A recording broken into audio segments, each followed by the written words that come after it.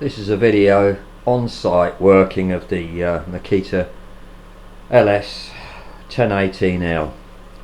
All my tools are Makita, every one of them, and I always buy Makita.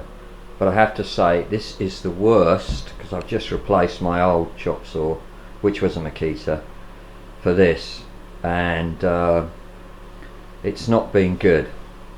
And I wouldn't advise anyone to buy one. First day on the job, the guard, as you pulled it down, wouldn't retract because the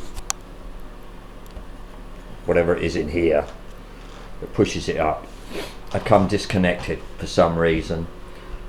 So after a round trip of 120 kilometers to the builders merchants where I bought it, who were very good, they rung up Makita, who on the phone told them to take it apart. Well, I could have taken it apart, but of course then what would have happened is you voided the warranty. So I took it back there and they sorted it out, and then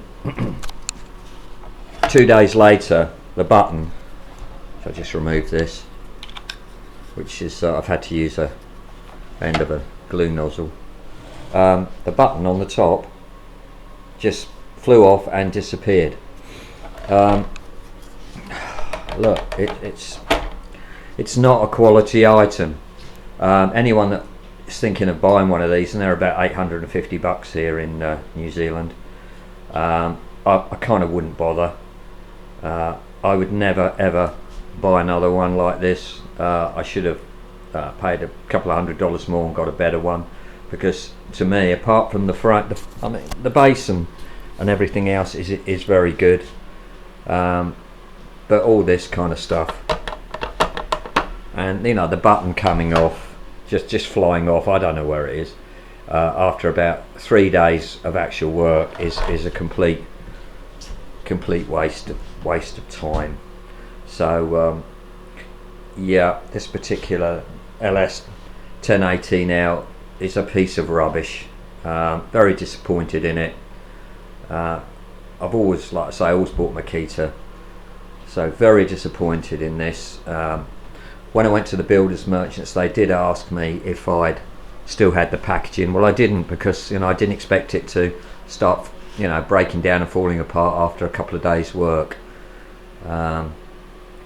So very disappointed in Makita New Zealand, and now I'm going to have to take it back in, get it sent away somehow, which means I'm without it for a couple of days. So I'm going to have to go out and buy a cheap piece of crap just to get me through while this is being repaired. But gets repaired, what's going to happen? I mean, 3 months down the line it'll only do it again. So if you are thinking of buying one of these, I really wouldn't bother.